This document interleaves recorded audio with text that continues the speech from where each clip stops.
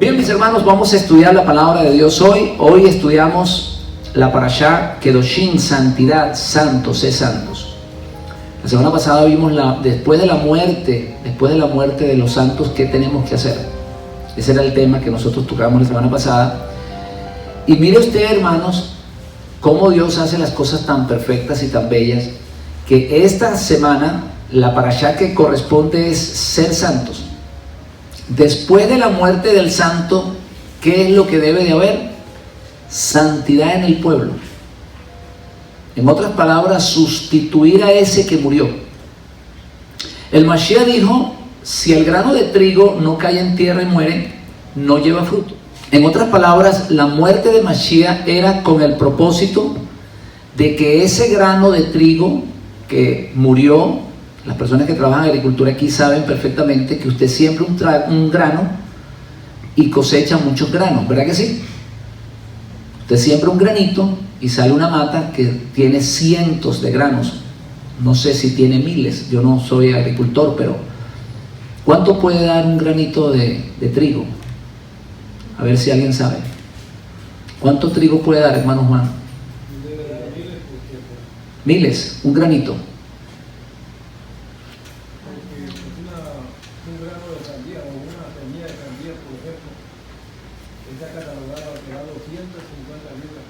Imagínese usted, de esa pequeña semillita.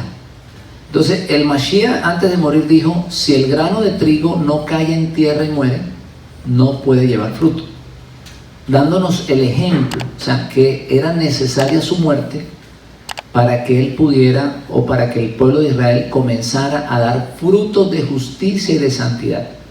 Entonces, después de la muerte del justo, nosotros tenemos que santificarnos para Dios.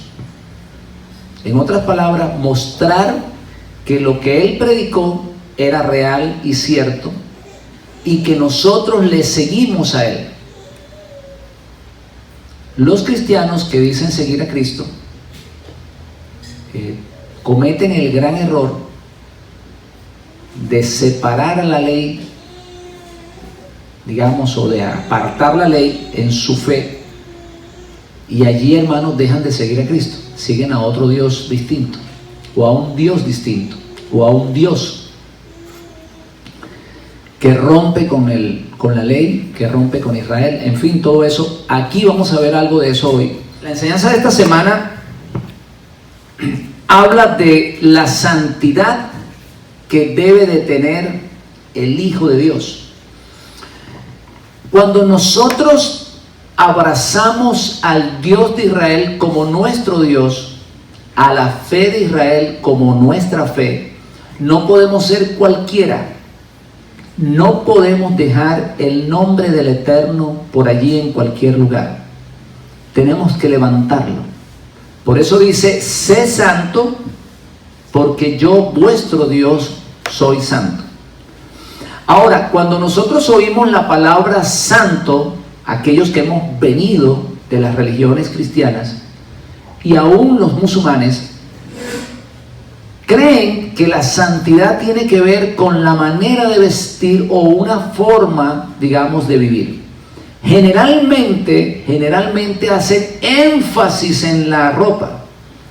Por eso es que las monjitas se visten con traje largo y mangas largas y se colocan un gorro, y los curas también se visten de esa manera, con batolas, y ya vemos cómo se viste el Papa y los cardenales. Y eso también lo vemos dentro de la religión musulmana. Y dentro de del judaísmo talmúdico, miramos eso también. El vestirse de negro, vestirse con ciertos sombreros, dejarse crecer la barba, las patillas, y todo eso ellos lo consideran santidad. Las iglesias cristianas le dicen a la mujer que tiene que tener vestido largo, el cabello largo, no importa si tiene la lengua larga. Con tal que tenga el cabello largo y el vestido largo, pues está bien. Entonces, al hombre que tiene que tener corbata y que tiene que vestirse con saco, y eso entonces muestra que en esa iglesia hay santidad. Y no importa, hermanos, que estén violando los mandamientos. ¿Sí? Hoy vamos a ver la santidad que exige Dios. Y usted se va a dar cuenta que es una santidad muy distinta a la que exige el hombre. La santidad que exige Dios la vamos a encontrar en el capítulo 19 de Levíticos. Él le dice al pueblo de Israel: ustedes serán para mí una nación santa. Y ustedes tienen que ser santos, apartados para mí, exclusivos para mí. La palabra santo, nosotros lo hemos repetido aquí, pero no está de más. Quiere decir apartado. Lo que usted mira en las iglesias católicas no son santos, son muñecos, hechos de barro, de madera, de yeso, de lo que sea. Esos no son santos. Santo es el que ha sido apartado. En otras palabras, el que fue sacado de un lugar y colocado en otro, que ha sido santificado para un uso. Usted no coge el cepillo de diente para limpiar el toile, ¿verdad que no? Porque con él se limpia la boca, cepillo dental. Entonces usted apartó ese cepillo para limpiarse la boca. ¿Por qué? Porque usted tiene un cepillo para limpiar el toile y un cepillo para limpiar el piso. Entonces eso es lo que son cepillos, todos son cepillos, pero usted lo aparta exclusivo para algo. Y en el caso de cepillarse los dientes, pues usted tiene preferencia por ese cepillo, por eso usted lo lava más y usted lo cuida más. Bueno, el que está interesado en cuidarse los dientes. Entonces usted lo lava, usted lo cuida, porque usted se va a lavar, ¿qué cosa? La boca con él. Y usted toma, digamos, precaución. Entonces, la santidad para Dios es el apartarse, el ser tomado de allá del mundo, y ahora no vives para el mundo, sino que vives para Dios. Ahora no le cantas qué sé yo, a los ídolos, ni le cantas al pueblo, ni al río, como hacemos nosotros en nuestros países, y a la laguna. En nuestros países le cantan a la laguna, le cantan al pájaro, al gavilán. En Venezuela le cantan al gavilán, le cantan a todo el mundo, pero no le cantan a Dios. O sea, le cantan a la naturaleza, pero no le cantan al creador de la naturaleza. Entonces, usted ahora le canta es a Dios. Eso es ser santo. Usted servía al pecado, era un esclavo del pecado, y ahora usted es un siervo de Dios por amor. Le sirve a Dios. ¿Cómo? ¿Cómo lo estamos haciendo? Estamos enseñando la palabra, estamos aportando para la obra, estamos llevando el mensaje que Él quiere llevar a la humanidad de salvación. Entonces, eso es lo que es santo. Ser apartados, hemos sido agarrados, escogidos para una función. Capítulo 19 de Levítico dice: habló Hashem a Moisés diciendo: habla a toda la congregación de los hijos de Israel y diles: santos seréis, porque yo santo soy. Ustedes serán santos porque yo soy santo. En otras palabras, si ustedes quieren que yo sea su Dios, hay una condición. Tú te puedes quedar con el Dios que tienes, sí, ese que te permite hacer cualquier cosa. Pero si tú quieres que el Dios de la Biblia, el Dios de Israel, sea tu Dios, Él te pone una condición. Por eso que esa salvación, hermanos, sencillamente por la gracia, es una mentira. Porque el mismo apóstol que habla de la gracia dice: sin santidad nadie podrá ver a Dios. Entonces, Si tú quieres que yo sea tu Dios, tienes una condición, tienes que ser exclusivamente mío. Esta semana yo le decía a José, la mejor mujer que usted puede tener es la que usted tiene y no se le va. Esa es la más bonita, esa es la mejor. Porque ¿de qué le vale que usted tenga una mujer hermosa, muy linda, y hoy con usted y mañana con el amigo? De nada. O con el vecino, o con el compadre, o con el otro. Es hermosa, pero no es suya. Es de todo el mundo. Eso no vale de nada. Entonces, la más bella, la más hermosa, es esa que está con usted, en las buenas, en las malas, en la que no se le va, como la palomita. El hombre que le dice a la mujer, mi palomita, mi palomita. Y el amigo le dice, hombre, ¿por qué le dices mi palomita a tu mujer? Dice, porque de vez en cuando se me va. Entonces, esa palomita que se va de vez en cuando, esa no es buena. Entonces, Dios nos está diciendo, si tú quieres que yo sea tu Dios, tú tienes que ser mío nada más. O mía nada más. En otras palabras, no te puedes ir con otro. No puedes estar adorando a otros dioses. Y es por eso que los 10 mandamientos comienzan ¿cómo? ¿Cómo comienzan los 10 mandamientos?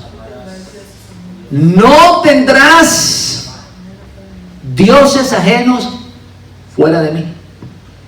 Cuando usted tiene un Dios fuera del Eterno, usted está pecando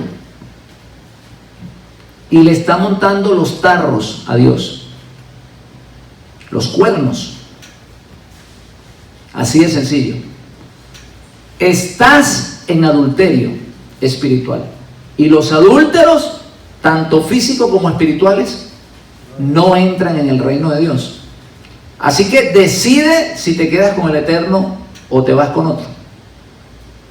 Yo espero que a través de esta enseñanza, de la energía que trae esta enseñanza, usted termine quedándose solamente con el Eterno, para que Dios pueda decir de usted lo que le dijo Salomón en el libro de Cantares. Vamos a leerlo porque me encanta esta porción. Cantares 6. Mire lo que Salomón dice con respecto a aquella que es fiel. Sí, hermanos. Aquella que es fiel, aquella que permanece al lado de él, aquella que guarda sus mandamientos.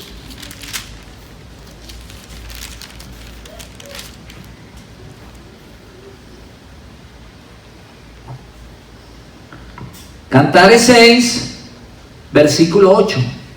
Vamos a leerlo para que ustedes vean cómo Dios habla de esa esposa que decide entregarse en cuerpo y alma a Él.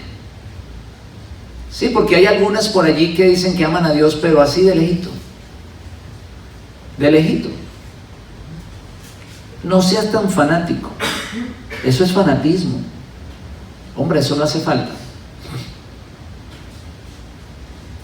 Eso de estudiar la Biblia, eso no hace falta. ¿Sí? Pero mire lo que dice Dios de aquella que decide amarlo a Él y que decide obedecer sus mandamientos. Dice, 70 son las reinas y 80 las concubinas y las doncellas sin número. En otras palabras, iglesias hay por donde quiera.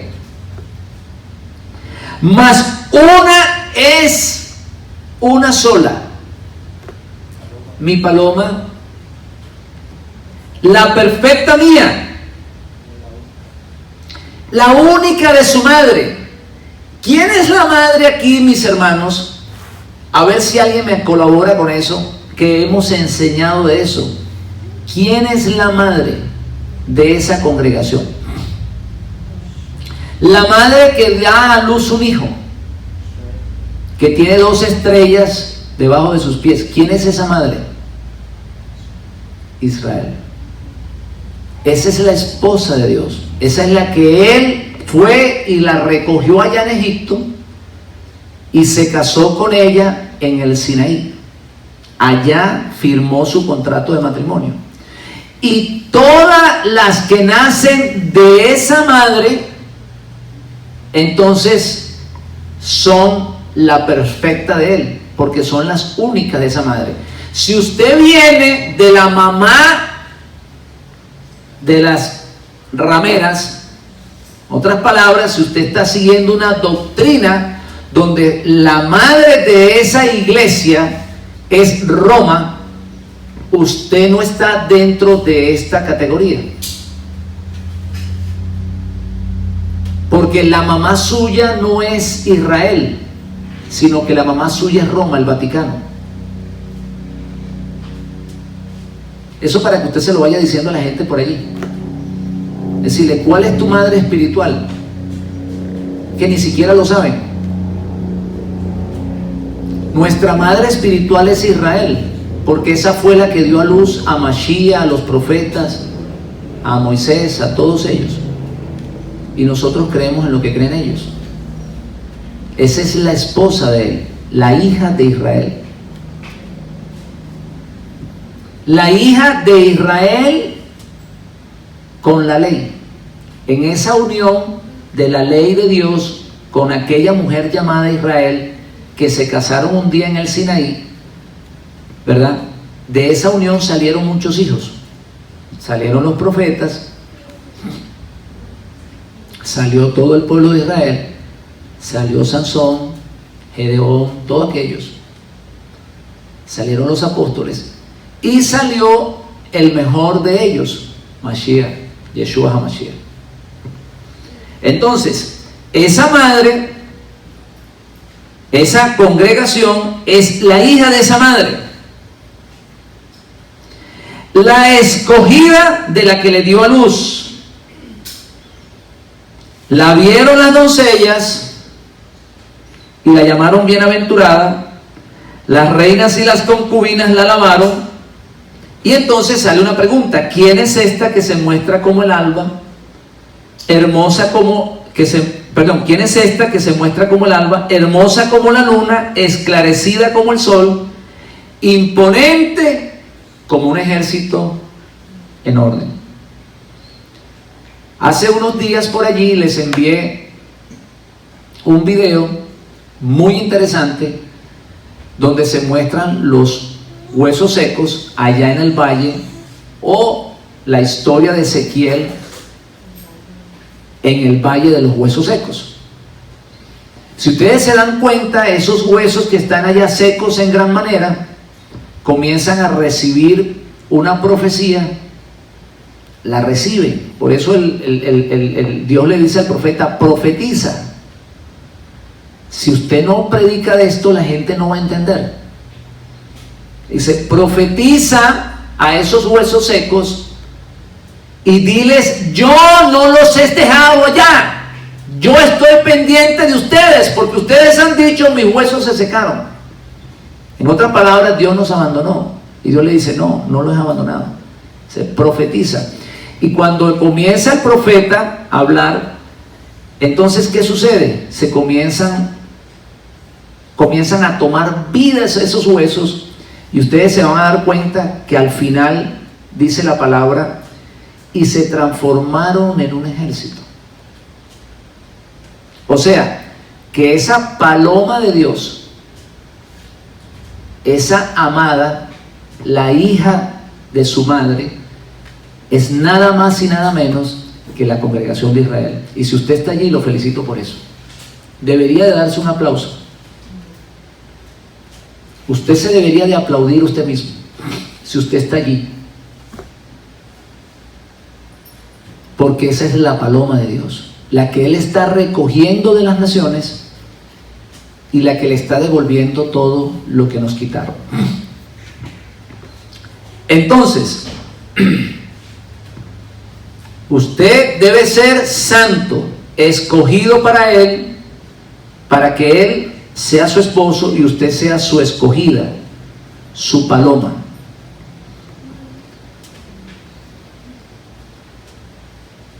Versículo 3,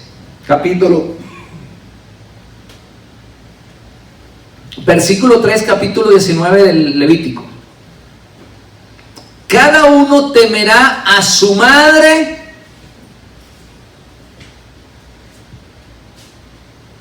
cada uno, voy a decirlo así con bastante ruido, temerá a su madre y a su padre. ¿Tú quieres ser santo?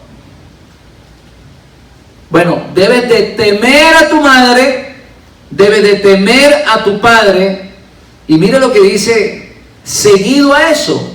Es un versículo que está junto, que no está separado, mis hermanos. Y eso nos está mandando un mensaje tremendo, porque dice: y mis días de reposo guardaréis. En otras palabras, si usted quiere ser santo para Dios, usted tiene que guardar sus días de reposo. ¿Y saben por qué? Porque el Shabbat es la madre y el padre es la palabra, es el que engendra.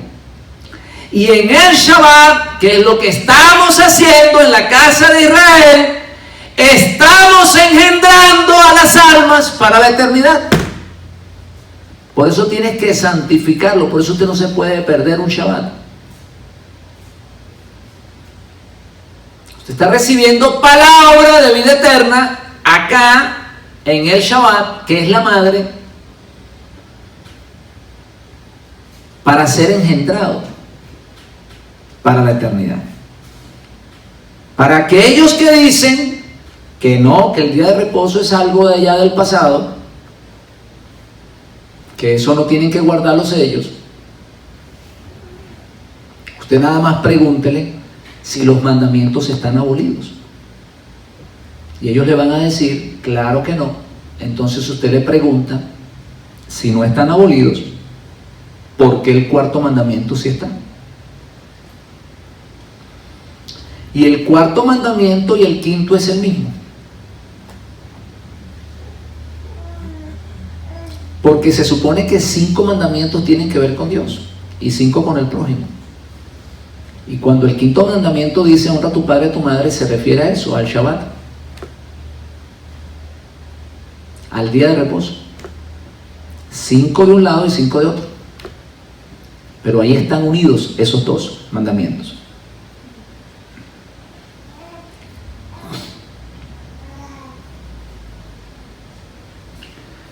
Versículo 4. Mire cómo Dios demanda santidad. Hay que ser de Él exclusivamente, y para que sea santo debe de santificar el Shabbat o el día de reposo. No se vuelvan a los ídolos. No hagáis para vosotros dioses de fundición, porque yo soy vuestro Dios. Yo, Hashem, soy vuestro Dios. Y hasta aquí vamos a llegar. No podemos, hermano, predicar toda la tarde, porque la gente se cansa. Esto es largo. Pero vamos a explicar solamente este versículo. Y aquí terminamos. Aquí nos encontramos con el dilema más grande dentro de la iglesia cristiana. Antes de continuar, quiero aclarar que yo estoy totalmente seguro que los hijos de Dios están dentro de las congregaciones cristianas y dentro de las congregaciones musulmanas. Allá hay pueblo de Dios. ¿Por qué dentro de las congregaciones musulmanas? Porque son hijos de Abraham. ¿Y por qué dentro de las congregaciones cristianas? Porque nosotros hemos abrazado la fe de Abraham. Entonces, mire, en el cristianismo se cree que ya no tienen ídolos, porque ya en sus paredes no existen esos muñecos. Entonces ellos dicen, aquí nosotros no tenemos ídolos, aquí solamente creemos en Dios. Y allí comienza el dilema. Le voy a explicar por qué. Porque para el cristianismo, Yeshua HaMashiach es Dios. Y le llaman Jesucristo. Yeshua HaMashiach no es un hombre, sino que es un Dios que viene del cielo. Y entonces ese Dios viene primero a romper con Moisés.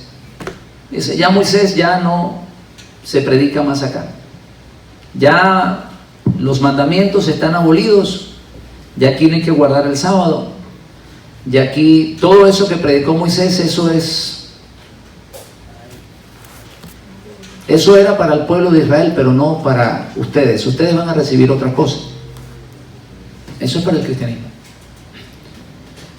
Todo esto, hermanos, basado en una mala interpretación de un versículo. Cuando la Biblia dice, porque el fin de la ley es Cristo, lo que realmente está diciendo, la finalidad de la ley, el propósito de la palabra. En otras palabras, Dios le dio a usted este libro, vamos a decirlo así, para que usted en este libro encontrara a Mashiach. El propósito de la ley o la finalidad de que usted reciba la palabra es encontrar en él a Mashiach. Y Yeshua se lo dijo a sus paisanos: escudriñar las escrituras, porque ellas hablan de mí. En ellas, o ellas dan testimonio de mí, y en ellas está la vida eterna. O en ellas les parece encontrar la vida eterna. Entonces, ese mal versículo, o ese versículo, perdón, mal interpretado, ha producido, mis hermanos, tanta confusión dentro del mundo cristiano, y ya ellos rechazan la ley porque ahora tienen a Cristo. Cuando lo que está diciendo la Biblia es que el propósito de la ley es encontrar a Mashiach. Entonces, Yeshua rompe con Moisés con la ley, y no solamente eso, sino que él crea una nueva religión, y ya le dice a Israel: ¿sabe que ustedes no son mi pueblo? Ahora yo tengo otro pueblo. En otras palabras, yo me cansé de la esposa esa que tenía, la boté y me conseguí una más joven. Y eso es cianuro puro, porque si Dios le fue infiel a Israel, ¿quién te garantiza de que te va a ser infiel a ti? Lo voy a repetir para los que no me han entendido. Si Dios le fue infiel a Israel, ¿quién te garantiza a ti que no va a ser infiel contigo? Pero afortunadamente Dios no le ha sido infiel a Israel. Y eso lo dice el apóstol Pablo. Porque si nosotros somos infieles, Dios permanece fiel. Así que Él nunca le ha sido infiel a Israel. Y la prueba está en lo que dice Jeremías: yo te he amado con un amor eterno. Un amor eterno no tiene final. Israel, hermanos, es la esposa de Dios a la que Él ama con amor eterno. Y Él no la ha cambiado. No la ha cambiado. Y precisamente eso es lo que nos hace acercarnos a ese Dios de Israel. Mirar la fidelidad que Él tiene para su pueblo. Por eso ahora nosotros hemos abrazado a ese Dios. Porque Él ama tanto a ese pueblo que yo quiero ser parte de ese pueblo. Para que me amen igual así.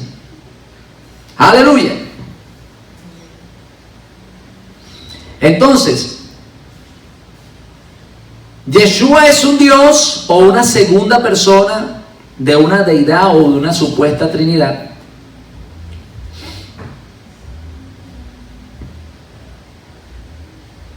Es alguien totalmente distinto dentro de las religiones cristianas a lo que es el Yeshua de la Biblia.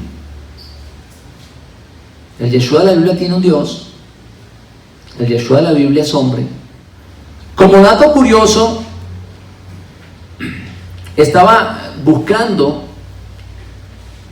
y hay en los evangelios está escrito 66 veces la palabra hijo de hombre para referirse a Yeshua. Solamente en los evangelios están 66 veces escrita la palabra hijo de hombre. Hijo de hombre quiere decir hijo de Adán. Eso lo quiere decir hijo de hombre. Hijo de Adán. Y la Biblia dice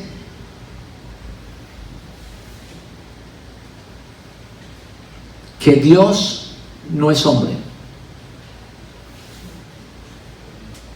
para que mienta, ni hijo de hombre para que se arrepienta. Y Yeshua declara, él con sus labios, el hijo del hombre. Él se declara hijo del hombre y los cristianos lo están declarando Dios.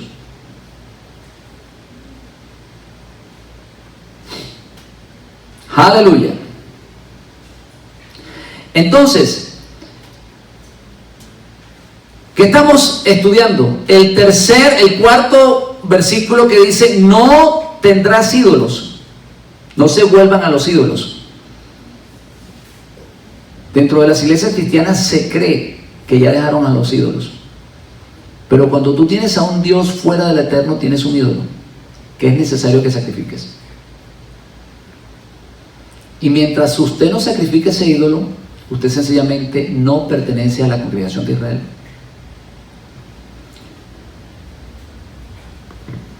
El apóstol a los gentiles en 1 Timoteo 2:5 dice, porque hay un solo Dios y un solo mediador entre Dios y los hombres, Yeshua el Mashiach hombre, o Jesucristo hombre, lo dice la Reina Valera.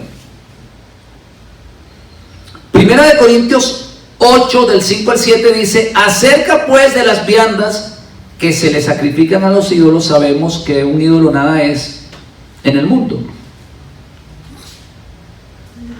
y que no hay más. Leamos, hermano, porque es que tenemos que leer. Y no hay más que un Dios. Eso lo dice Pablo, un Dios. Pues aunque hayan algunos que se llaman dioses, sea en el cielo o en la tierra, como hay muchos señores y muchos dioses, para nosotros, para la casa de Israel, para el apóstol Pablo, que es el predicador a los gentiles, solo hay un Dios. Y mire lo que dice, léalo ahí, hermano. 1 Corintios 8, 5 al 7.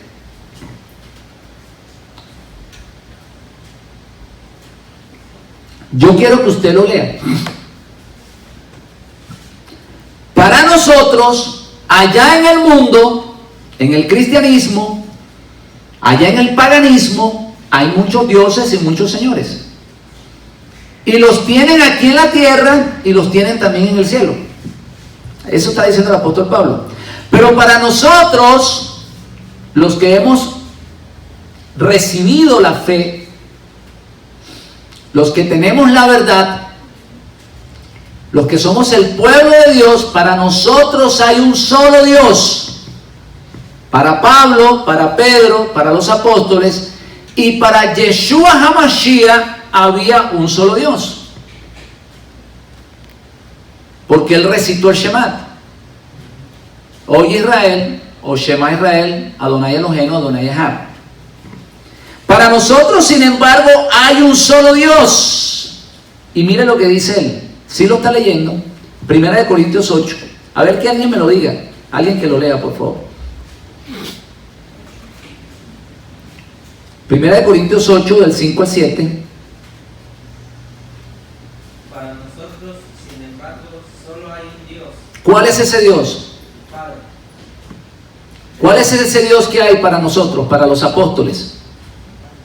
El Padre. Dice, del cual proceden, de ese Dios proceden todas las cosas, y nosotros somos para Él. Ahora viene la palabra clave acá. Y un Adoni, o un Señor, o un juez. Yeshua el Mesías, por medio de él, lo que acababa de decir en Primera de Timoteo 2:5, que hay un solo Dios y un solo mediador entre Dios y los hombres. Lo que tanto hablamos esta mañana acá, de ese mediador que existe entre Dios y los hombres, del sumo sacerdote que fue levantado entre los muertos y que subió a los cielos con su propia sangre para interceder por su pueblo. Entonces, aunque para muchos haya muchos dioses, muchos señores, para Israel, para los apóstoles, para los que escribieron este libro, hermano, que es la Biblia, solo hay un Dios, y ese Dios es el Padre.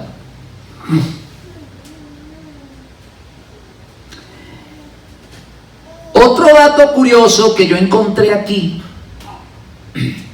estudiando esta parashá, o que recibí de parte de Dios, es que el único escritor médico en la Biblia es Lucas. Así que él se preocupa mucho de lo que tiene que ver con la genética, porque es médico, ese es el campo que él domina. La sangre, de dónde viene uno. Entonces, de los 4 evangelios tenemos a uno que es médico, es Lucas, ¿verdad que sí? En el capítulo 3 de Lucas, del 23 al 38,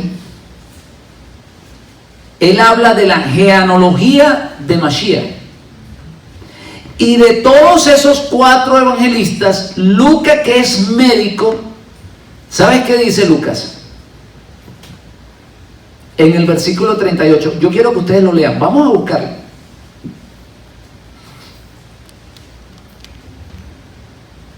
Lucas 3:38.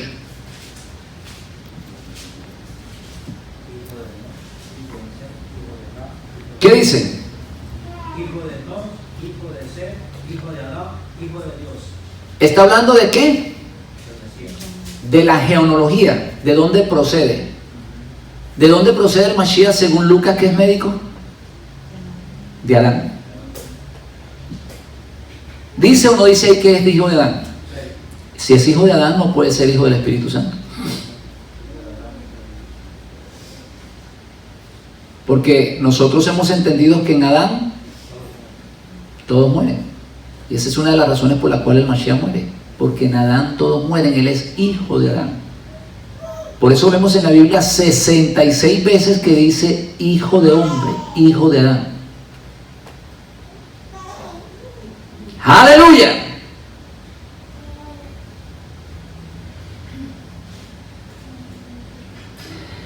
El Yeshua de la Biblia, mis hermanos, es totalmente distinto al creado dentro de las religiones cristianas.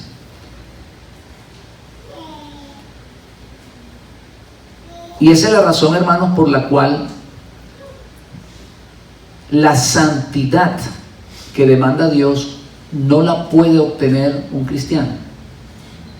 Y yo quiero parar acá, esto es para largo, pero es muy extenso. Lo primero es que en la iglesia cristiana o en el Islam se celebra en un día distinto al de la casa de Israel. En el Islam celebran los viernes, en la iglesia cristiana celebran el domingo, el día del sol. Y lo segundo es que dentro del Islam y de la iglesia cristiana se mantiene un ídolo. En el Islam, Alá, que es un ídolo, y en él la iglesia cristiana es Jesucristo, que es otro ídolo. Y aquí estamos viendo claramente que Dios dice: si tú quieres ser santo, tú no puedes tener ídolos fuera de mí. Y hasta que nosotros nos sacrifiquemos, o hasta que el pueblo cristiano no sacrifique a Cristo como lo que es, como el Cordero de Dios, y lo coloque en la posición que es de mediador, de Mashiach, seguirá teniendo un ídolo. Y por eso no puede haber santidad en el cristianismo. Apocalipsis 1,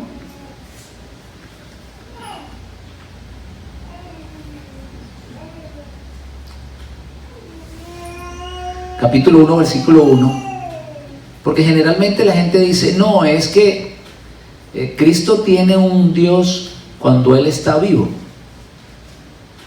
pero una vez que Él muere, o mientras era hombre, vamos a decir así, Él tiene un Dios mientras era hombre, pero ya que Él sube a los cielos, ya Él entonces toma la posición de Dios y deja de ser hombre.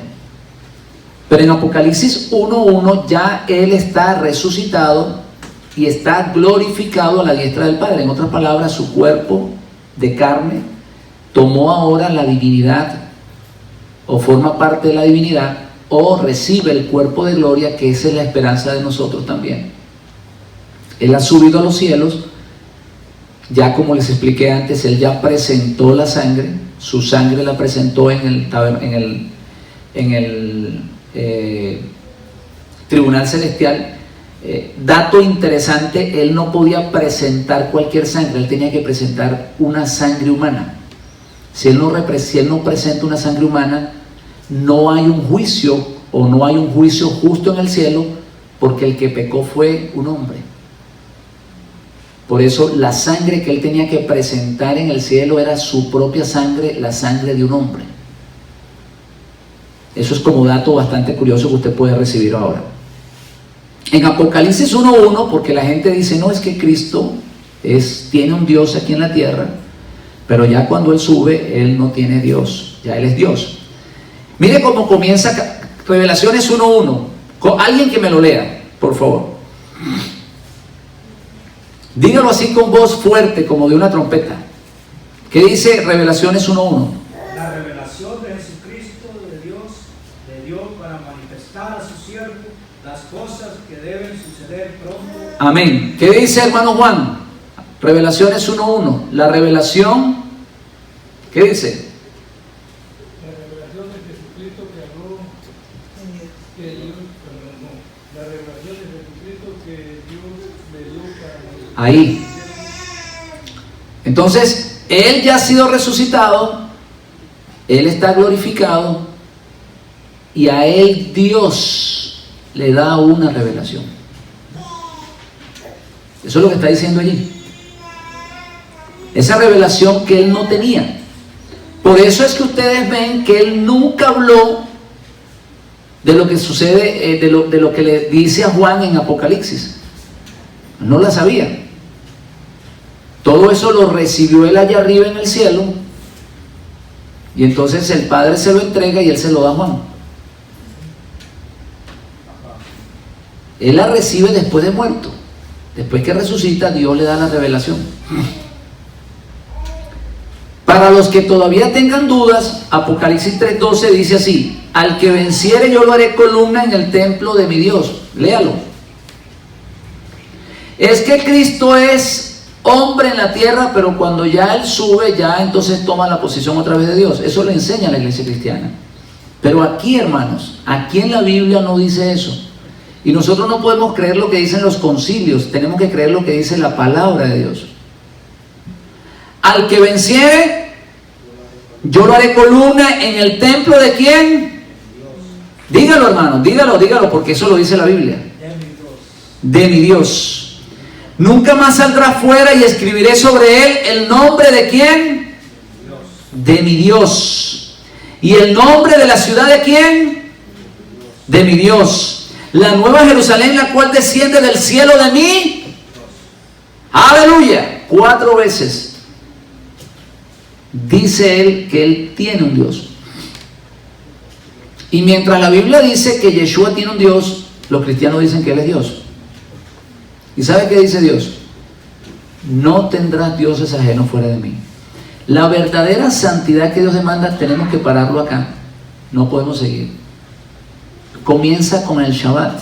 Si usted no está guardando el Shabbat, por allí está usted entrando por un lugar distinto. El Shabbat es la puerta. Así como cae el sol, viene la noche. Termina el día y comienza otro. Para usted comenzar una nueva vida, usted tiene que comenzar a celebrar el Shabbat. Esa es la puerta. En el Shabbat usted se prepara para venir acá, a oír la palabra, a aprender. Y acá en este lugar le vamos a sacar todos esos dioses que usted tenía, o que teníamos, ¿verdad que sí? Nos van sacando todo ese montón de ídolos y ese montón de dioses que tenemos, y comenzamos a adorar al único Dios, al Dios de Israel, al Dios de Jeremías, al Dios de Isaías, al Dios de los profetas, al Dios de los apóstoles, al Dios de nuestro Señor Jesucristo. Amén. Bendiciones, hermanos. Esa es la verdadera santidad, ser exclusivos de Él. Shabbat Shalom.